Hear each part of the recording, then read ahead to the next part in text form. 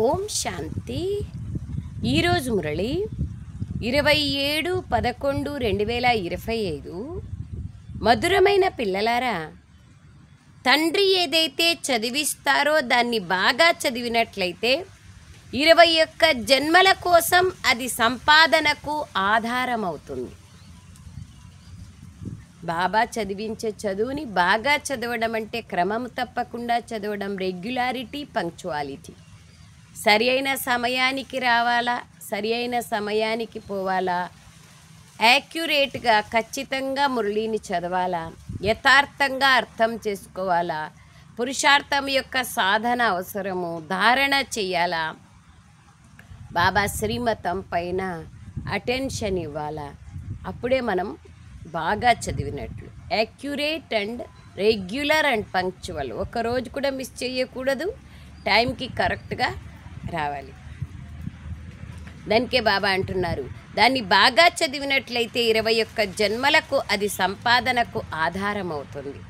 సదా సుఖవంతులుగా అయిపోతారు. సదా సుఖీగా బాబా మురళి ద్వారానే కాగలుగుతాం. ప్రశ్న: పిల్లలైన మీ అతీంద్రియ సుఖానికి గాయనం ఎందుకుంది? ఎందుకంటే పిల్లలైన మీకే ఈ సమయంలో బాబా తండ్రి గురించి తెలుసు. మీరే తండ్రి ద్వారా సృష్టి ఆది మధ్యాంతాలను తెలుసుకున్నారు. ఇప్పుడు మీరు సంగమ యుగంలో అనంతంలో ఉన్నారు. ఇప్పుడు మనం ఈ ఉప్పు నీటి కాలవ నుండి అమృతం వంటి తీయని నదిలోకి వెళ్తున్నామని మీకు తెలుసు. అంటే ఈ కలియుగం సమాప్తమైపోయి సత్యుగంలోకి మేము వెళ్తున్నాము అని మీకు తెలుసు. ఉప్పు నీళ్ళు అంటే కలియుగం, తీయని నీళ్ళు అంటే సత్యుగం. మమ్మల్ని స్వయంగా భగవంతుడే చదివిస్తున్నారన్న సంతోషం బ్రాహ్మణులకే ఉంటుంది. కావున మీ అతీంద్రియ సుఖమే గాయనం చేయబడింది. ఓం శాంతి. ఓం శాంతి. బాబా సంగమ యుగంలోనే అతీంద్రియ సుఖం లభిస్తుంది కదా, మరి ఏ యుగంలోనూ లభించదు. బేహద్ తండ్రి బేహద్ పిల్లలకు అర్థం చేయిస్తున్నారు. బేహద్ ఆత్మిక తండ్రి బేహద్ పిల్లలకు అర్థం చేస్తున్నారు.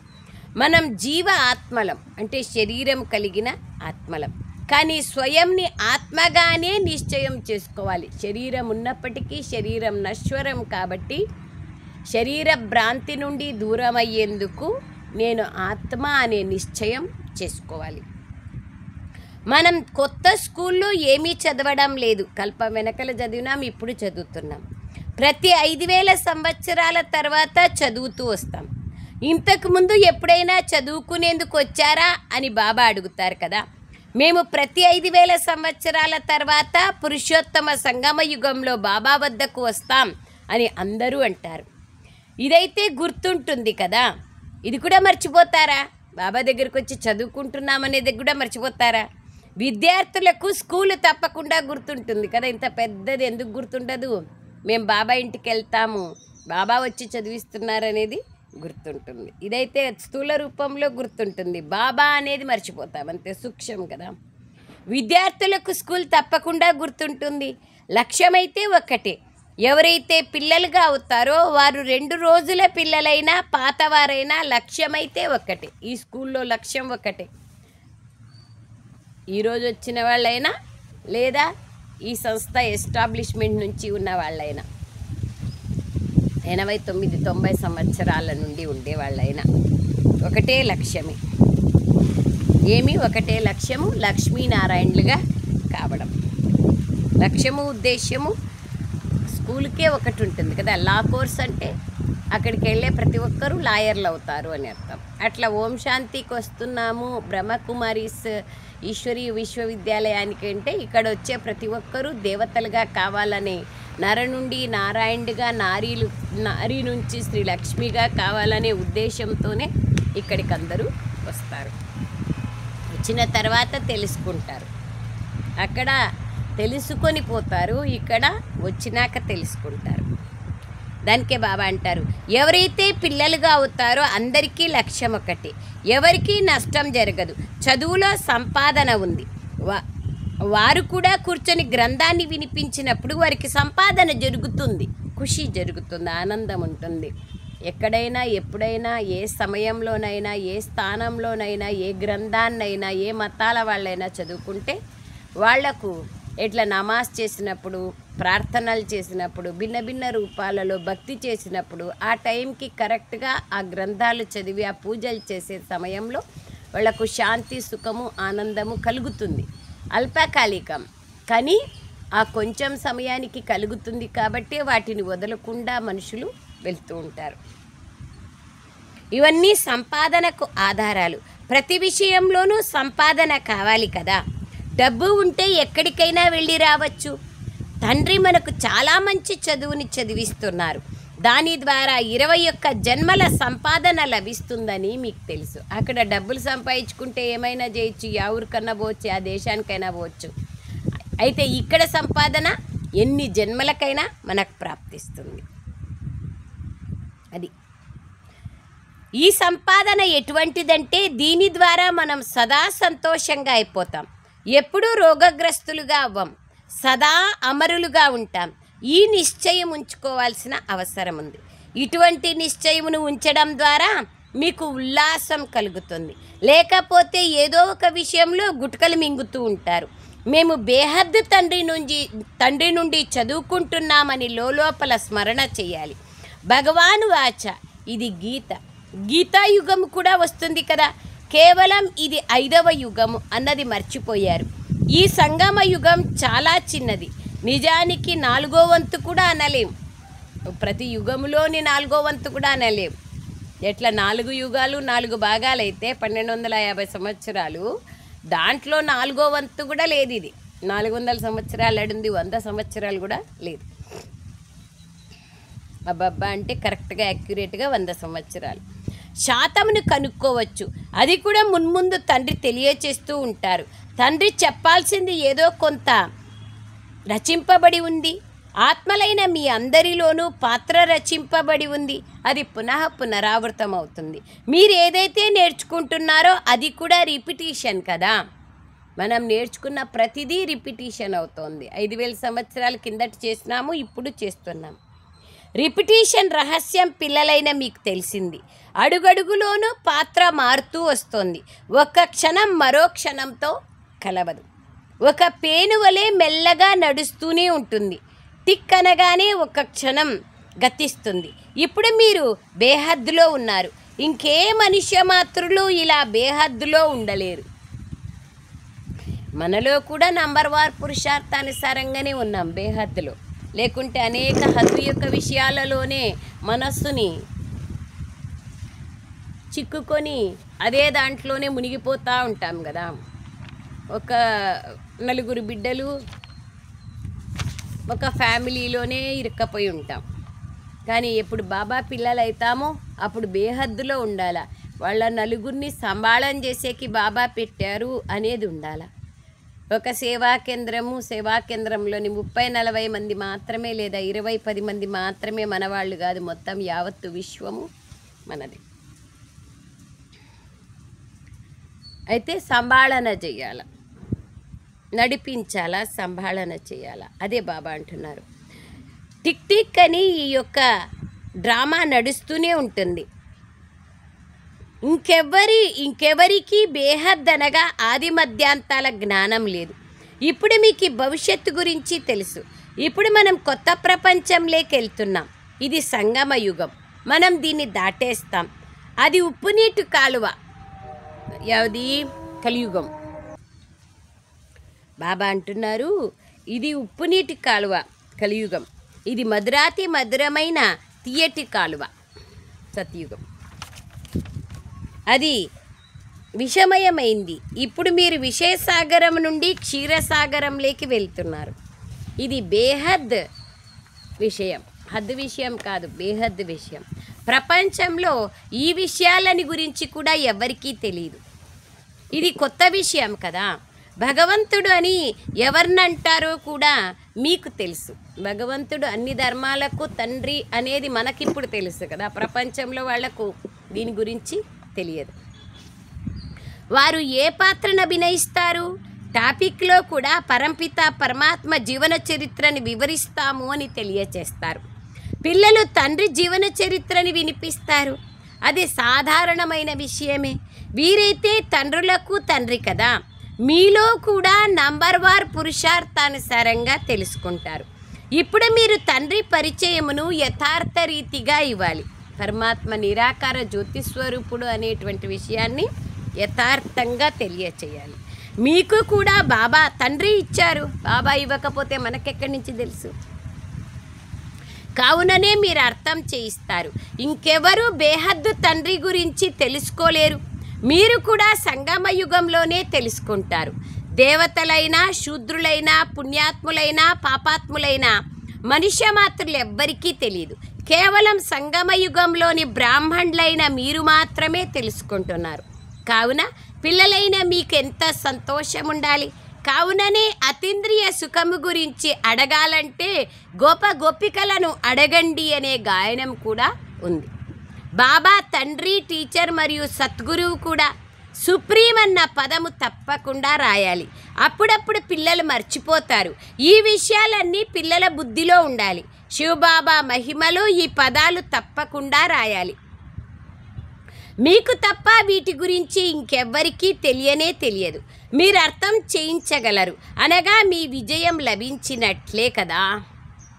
బాబా యొక్క జ్ఞానాన్ని పూర్ణరీతి మనమే ఇవ్వగలమంటే మనకే విజయం లభిస్తుంది. బేహద్ తండ్రి సర్వుల శిక్షకుడు, సర్వుల సద్గతి దాత అని మీకు తెలుసు. బేహద్దు సుఖాన్ని, బేహద్ జ్ఞానాన్ని ఇస్తారు. అయినా ఇటువంటి తండ్రిని మర్చిపోతారు. మాయ ఎంత సమర్థవంతమైనది. ఈశ్వరుణ్ణి సమర్థుడు అని అంటారు, కానీ మాయ కూడా తక్కువేమీ కాదు. పిల్లలైన మీకిప్పుడు ఖచ్చితంగా తెలుసు. ఇతడికి రావణుడన్న పేరు పెట్టారు వికారాలకు. రామరాజ్యము మరియు రావణ రాజ్యం ఉంది. దీనిపైన కూడా ఖచ్చితంగా అర్థం చేయించాలి. రాముడెవరు, రావణుడెవరు అనేది కూడా తెలియాలి.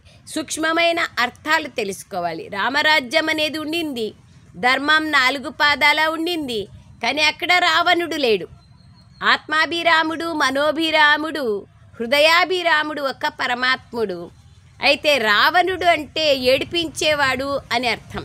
సో మనలోని వికారాలే మనల్ని ఏడిపిస్తాయి, మనలోని మంచి గుణాలే మనకి ఆనందాన్ని ఇస్తాయి. ఆనందము, సుఖము, శాంతి ఎక్కడో లేదు, మనలోనే ఉంది.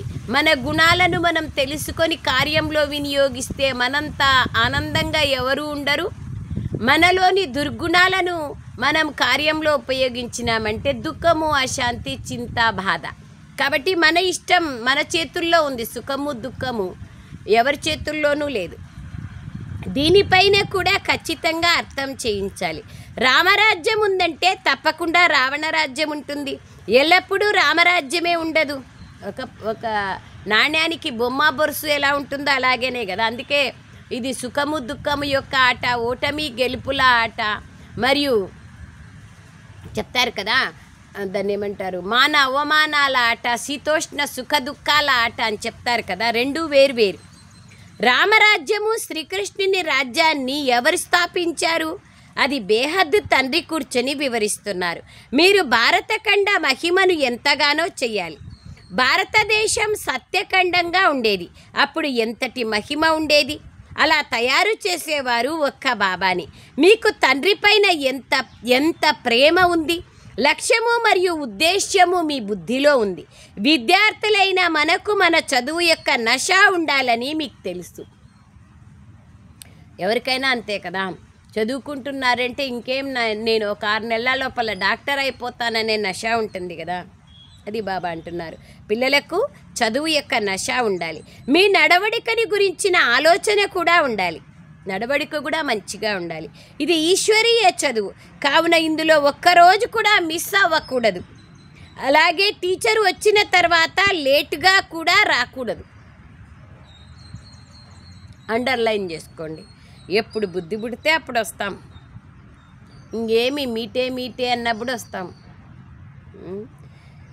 టీచర్ వచ్చిన తర్వాత లేటుగా కూడా రాకూడదు. టీచర్ వచ్చిన తర్వాత రావడం కూడా ఒక విధంగా అవమానించడమే. అండర్లైన్ చేసుకోండి. స్కూల్లో కూడా విద్యార్థులు లేటుగా వస్తే టీచర్ బయట నిల్చోబెడతారు. బాబా తమ బాల్యపు ఉదాహరణ కూడా ఇస్తారు. మా టీచర్ చాలా ఖచ్చితంగా ఉండేవారు, లోపలికి రానిచ్చేవారు కూడా కాదు బ్రహ్మబాబా చెప్తున్నారు. ఇక్కడ మనం కొంచెం స్ట్రిక్ట్గా చెప్పినామంటే కూడా రానే రారు.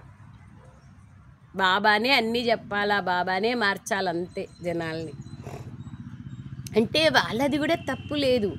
ఈ కాలం ఆత్మలలో అంత శక్తి లేదు, అంత యాక్యురసీ లేదు. ఏదో భావనతో వస్తున్నాము పోతున్నాము అంతవరకే. కానీ అరే బాబా క్లాస్కి మనం ఎట్లా రావాలా, ఎప్పుడు రావాలా, ఎంతో కొంత వింటారులే అని మనము వదిలేస్తున్నాం. ఇష్టం వచ్చినప్పుడు రానిలే, కొంచెమన్నా సారమన్నా మనసు లేకపోతుంది కదా, ఒకరోజు కాకుంటే ఒకరోజన్నా మారుతారు కదా. ఎప్పుడైనా అంతే కదా, కొంచెం ఫస్ట్లోనే రావాలా అంటే అస్సలు రాకోకుండా ఉండేవాళ్ళు ఇంకేం క్లాస్ స్టార్ట్ అయిపోయింది ఏడబోతావులే అనుకుంటారు. సరే ఎప్పుడైనా రాండి అన్నప్పుడు కొంచెమన్నా విందాం పోయి. 6 గంటల క్లాస్ అంటే 6:45కి వస్తారు, 7 గంటల క్లాస్ అంటే 7:45కి వస్తారు. ఎప్పుడైనా సరే కొంతమందికి అది అలవాటు అయిపోయింటుంది, యాక్యురేట్గా రారు. బాబా అందుకే అంటున్నారు. బాబా తన బాల్యపు ఉదాహరణను కూడా తెలియచేస్తున్నారు. మా టీచర్ చాలా ఖచ్చితంగా ఉండేవారు, లోపలికి రానిచ్చేవారు కూడా కాదు. ఇక్కడైతే ఆలస్యంగా వచ్చేవారు ఎందరో ఉన్నారు. సేవ చేసే సుపుత్రులైన పిల్లలు తప్పకుండా తండ్రికి ప్రియమనిపిస్తారు కదా. ఇదే ఆది సనాతన దేవీ దేవత ధర్మం. ఈ ధర్మస్థాపన ఎప్పుడు జరిగింది ఇది ఎవ్వరికీ తెలియదు. మీ బుద్ధి నుండి కూడా గడియ గడియ జారిపోతూ ఉంటుంది, మనకే తెలుసు, అది కూడా మర్చిపోతాం. ఇప్పుడు మీరు దేవీ దేవతలుగా అయ్యేందుకు పురుషార్థం చేస్తున్నారు. మిమ్మల్ని ఎవరు చదివిస్తున్నారు? స్వయంగా పరంపిత పరమాత్మ. ఇది మన బ్రాహ్మణ కులమని మీరు అర్థం చేసుకున్నారు. దీని వంశం ఉండదు, ఇది సర్వోత్తమ బ్రాహ్మణ కులం. బాబా కూడా సర్వోత్తమమైన వారే. ఉన్నతోన్నతమైన వారి సంపాదన కూడా ఉన్నతంగానే ఉంటుంది. వారినే శ్రీ శ్రీ అని అంటారు. మిమ్మల్ని కూడా శ్రేష్ఠులుగా తయారు చేస్తారు. మనల్ని శ్రేష్టంగా తయారు చేసేవారు ఎవరు అనేది పిల్లలైన మీకే తెలుసు, ఇంకెవ్వరూ ఏమీ అర్థం చేసుకోరు. మా బాబా తండ్రి, టీచర్ మరియు సద్గురువు కూడా. వారు చదివిస్తున్నారని మీరు అంటారు. మనం ఆత్మలైన మనకు తండ్రి స్మృతి కలిగించారు. మీరు నా సంతానము, అందరూ సోదరులు. తండ్రిని స్మృతి కూడా చేస్తారు. వారు నిరాకార తండ్రి, మరి తప్పకుండా ఆత్మను కూడా నిరాకారమైనది అని అంటారు. ఆత్మయే ఒక శరీరాన్ని వదిలి మరొక శరీరాన్ని ధరిస్తుంది, ఆ తర్వాత పాత్రను అభినయిస్తుంది. మనుషులు ఆత్మలకు బదులుగా తమను శరీరంగా భావిస్తారు. నేను ఒక ఆత్మను అన్నది మర్చిపోతారు. అలా నేను ఎప్పుడూ మర్చిపోను. బాబా చెప్తున్నారు, నేను భలే బ్రహ్మ శరీరంలో వచ్చినా నాది శరీరం అనుకోను, కేవలం లోనుకు తీసుకున్నాను అనుకుంటాను. అట్లాగే మనము కూడా ఈ శరీరాన్ని నాదనుకోకూడదు. ఇది లోనుకు లభించిన శరీరం, 2 నాళ్ళు దీంట్లో పాత్ర చేస్తా వెళ్ళిపోతా, ఇది గుర్తుండాల. ఇది గుర్తుంటే ఇంకా వైరాగ్యం వచ్చినట్లే. వైరాగ్యం అవసరం. ఆత్మలైన మీరందరూ శాలిగ్రామాలు. నేను పరంపితని అనగా పరమాత్ముణ్ణి. వారికి ఇంకే పేరు ఉండదు. ఆ పరమాత్మ పేరు శివుడు.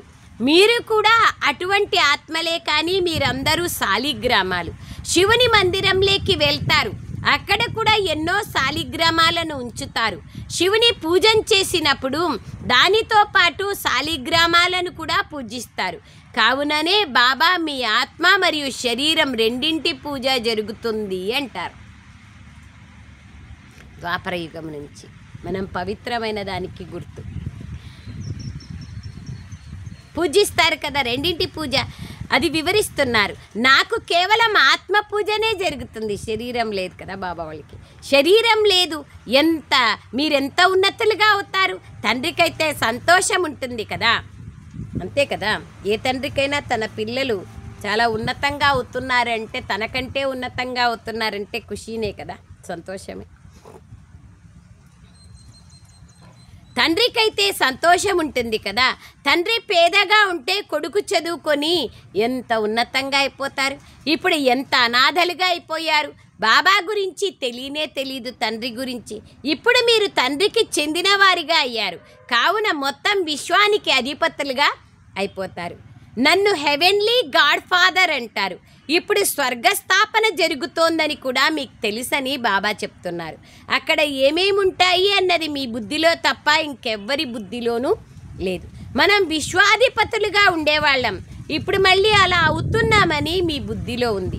మేము అధిపతులమని ప్రజలు కూడా అంటారు కదా. ఈ విషయాలు పిల్లలైన మీ బుద్ధిలోనే ఉన్నాయి. కావున మీకెంతో సంతోషం ఉండాలి కదా.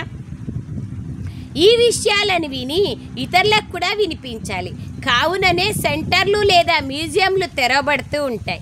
కల్పపూర్వం ఏదైతే జరిగిందో అదే జరుగుతూ ఉంటుంది. మ్యూజియంలు, సెంటర్లు మొదలైన వాటి కోసం మీకు ఎన్నో ఆఫర్లు చేస్తారు.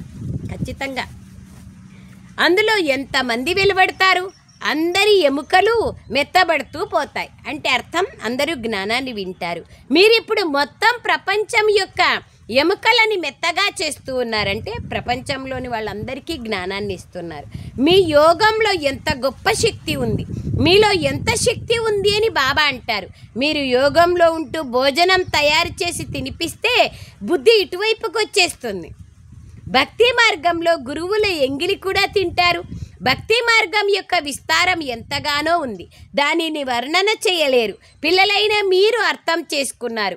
ఇది బీజము, అది వృక్షము. బీజమును వర్ణించవచ్చు, అంతేకాని చెట్ల ఆకులని లెక్క పెట్టండి అంటే అది చేయలేరు కదా. ఎన్నో ఆకులుంటాయి, బీజంలో ఆకుల గుర్తులేవి కనిపించవు. ఇది అద్భుతము కదా. దీన్ని కూడా ప్రకృతి అంటారు. జీవ జంతువులు ఎంత అద్భుతమైనవి. అనేక రకాలైన పురుగులున్నాయి. అవి ఎలా జన్మిస్తూ ఉంటాయి, రకరకాలు. ఎన్ని జీవరాశులు. వర్షం వచ్చిందంటే రకరకాల పురుగులు వస్తూ ఉంటాయి. అసలు ఇవన్నీ ఎందుకు అని ఒక్కొక్కసారి సంకల్పం వస్తుంది. ఎందుకు అంటే సృష్టి నడవాలి కదా. ఒకటి ఇంకొకటిని తింటూ ఉంటుంది. ప్రకృతి నడవాలి కదా. సృష్టి అంటే తమో ప్రధానమైన దానికి గుర్తు ఇవన్నీ. ఇది కూడా కొత్త వస్తువులు. సత్యుగంలో ఏమేమి చూస్తారు అవి కూడా కొత్త వస్తువులే. అక్కడ ప్రతిదీ కొత్తగానే ఉంటుంది. ఇది చాలా అద్భుతమైన డ్రామా. దీనిని ప్రకృతి అంటారు. నెమలిని భారతదేశ జాతీయ పక్షి అంటారు. శ్రీకృష్ణుని ముకుటంలో నెమలి పింఛాన్ని చూపిస్తారు. నెమలి చాలా సుందరంగా ఉంటుంది. దాని జన్మ కూడా మగనెమలి ఆశ్రువుల ద్వారా జరుగుతుంది. చూడండి, ఆడనెమలి గర్భధారణ ఎలా జరుగుతుంది, మగనెమలి ఆశ్రువు అంటే కన్నీళ్ల ద్వారా. అక్కడ వికారాల మాట ఉండదు.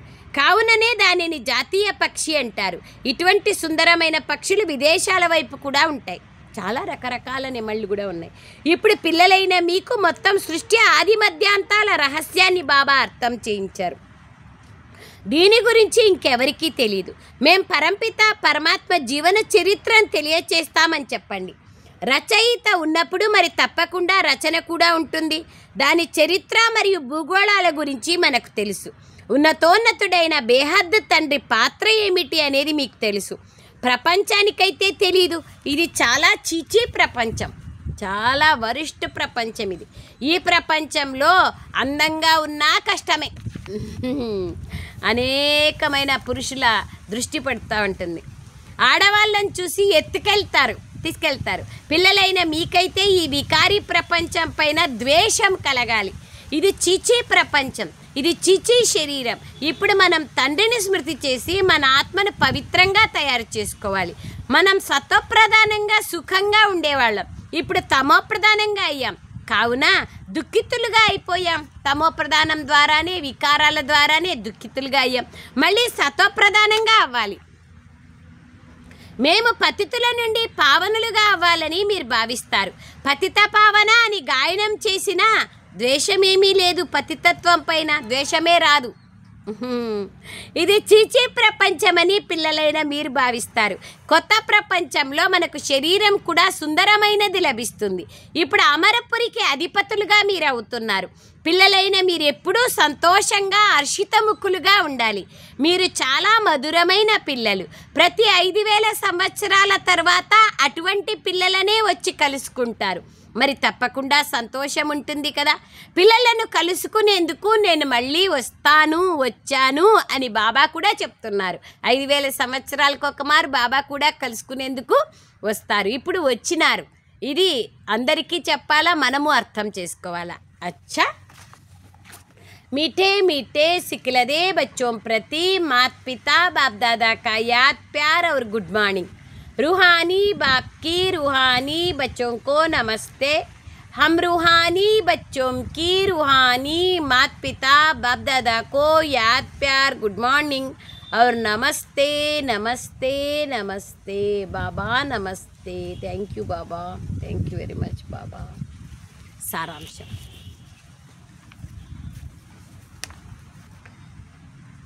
మనము ఈశ్వరీయ విద్యార్థులం కావున చదువు యొక్క నశ ఉండాలి. ఎలాంటి చదువుని చదువుతున్నాము అనే నశ ఉండాలి.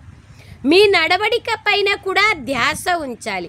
ఒక్కరోజు కూడా చదువుని మిస్ చేయకూడదు. ఆలస్యంగా క్లాసులోకి వచ్చి టీచర్ని అవమానపరచకూడదు.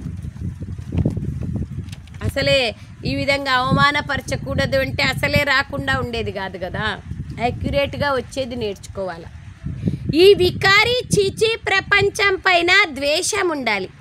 బాబా స్మృతి ద్వారా మీ ఆత్మను పవిత్రంగా సతోప్రధానంగా చేసుకునే పురుషార్థం చేయాలి. సదా సంతోషంగా హర్షితముఖంగా ఉండాలి. ద్వేషం ఉండాలి. ప్రపంచం పైన పవిత్రంగా సత్వప్రధానంగా కావాలనే పురుషార్థం చేయాలి. సదా సంతోషంగా హర్షితముఖులుగా ఉండాలి.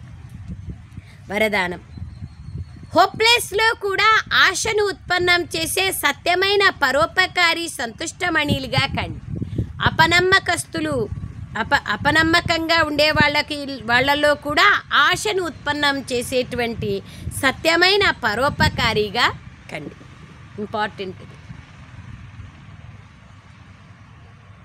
సంతుష్టమణులుగా అవుతారు. అప్పుడే త్రికాలదర్శులుగా అయి ప్రతి ఆత్మ యొక్క బలహీనతను పరిశీలిస్తూ వారి బలహీనతను స్వయంలో ధారణ చేసే లేదా వర్ణన చేసేందుకు బదులుగా బలహీనత రూపీ ముళ్ళును కళ్యాణకారి స్వరూపం ద్వారా సమాప్తం చేయాలి. ముళ్ళును పుష్పాలుగా చేసేయాలి. స్వయం సంతుష్టమణి సమానంగా సంతుష్టంగా ఉండడం, సర్వులను సంతుష్టపరచడం. ఎవరి పట్లయితే అందరూ నిరాశను చూపిస్తారో అటువంటి వ్యక్తుల పట్ల లేదా అటువంటి స్థితిలో సదా ఆశాదీపాలను వెలిగించడం అనగా నిరుత్సాహులను శక్తివంతులుగా చేసేయడం, ఇటువంటి శ్రేష్ఠ కర్తవ్యం కొనసాగుతూ ఉంటే వారే పరోపకారీలు, సంతుష్టమణులు. ఈ వరదానం వారికి ప్రాప్తిస్తుంది. అంటే బాబా ఏమంటున్నారు, మామూలుగా ఉండే స్థానంలో మనం ఇప్పుడు నార్మల్ ఆపరేషన్స్ అయితే అందరూ చేస్తారు. నార్మల్ జ్వరానికి మందు అందరూ ఇస్తారు. స్పెషలిస్ట్గా అయితే అంటే హోప్లెస్ కేసింగ్ వీళ్ళు చచ్చిపోతారు అనే వాళ్ళని కూడా బతికించినారంటే ఆ డాక్టర్ పేరు ప్రఖ్యాతం అవుతుంది కదా. అలాగే బాబా అంటున్నారు, ఎవరిలో అయితే ఉమంగ ఉల్లాసాలు తగ్గిపోయి నిరాశ నిస్పృహలతో ఉంటారో వాళ్ళలో ధైర్యాన్ని పెంపొందింపచేస్తే వాళ్ళనే సంతుష్టమణులు అంటారు. పరోపకారీలు సంతుష్టమణులు. స్లోగన్ పరీక్షా సమయంలో ప్రతిజ్ఞ గుర్తుకొస్తే ప్రత్యక్షత జరుగుతుంది. పరీక్షా సమయంలో ప్రతిజ్ఞ గుర్తుకొస్తే ప్రత్యక్షత జరుగుతుంది. అవ్యక్త ప్రేరణ అశరీరీ స్థితి లేదా విదేహీ స్థితి యొక్క అభ్యాసాన్ని పెంచుకోండి. మొత్తం రోజంతటిలో మధ్య మధ్యలో 1 సెకండు లభించినా కానీ పదే పదే విదేహీగా అయ్యే ఈ అభ్యాసమును చేస్తూ ఉండండి. 2-4 సెకండ్లు వెచ్చించినా కానీ దీని ద్వారా చాలా సహాయం లభిస్తుంది. లేదంటే మొత్తం రోజంతా బుద్ధి అనేక వైపులా తిరుగుతూ ఉంటుంది. కనుక విదేహీగా అవడానికి సమయం పడుతుంది. విదేహీగా అయ్యే అభ్యాసం ఉన్నట్లయితే ఎప్పుడు కావాలంటే అప్పుడు విదేహీలుగా అయిపోతారు. ఎందుకంటే అంతిమంలో అన్నీ అకస్మాత్తుగా జరగాల్సి ఉంది. కనుక అకస్మాత్తుగా జరగడం అనే పరీక్షలో ఈ విదేహీ స్థితి అభ్యాసం కూడా చాలా అవసరం, ఉపయోగపడుతుంది, చాలా ఉపయోగపడుతుంది.